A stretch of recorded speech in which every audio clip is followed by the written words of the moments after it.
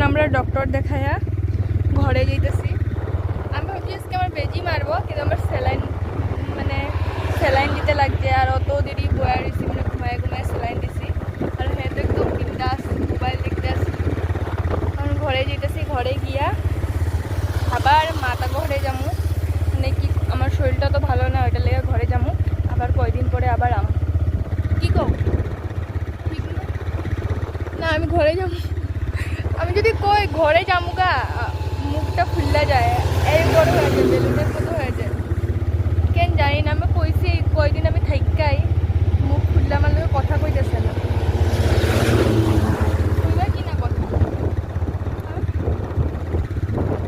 এরকম কার কার হাজব্যান্ড আছে ঘরে যাওয়ার সময় কইলে কি জানি, ঘরে যাওয়ার কথা শুনলে মুখটা হলো বাংলার 5 বুঝ না যায়। রাস্তাতে বেলাকে আমি কইছি ঘরে দিয়ে এইটার লিগে, আগে কইছে হ্যাঁ দিয়াই বল, তখন একদম কি কয় কথা চেঞ্জ করে দিছে।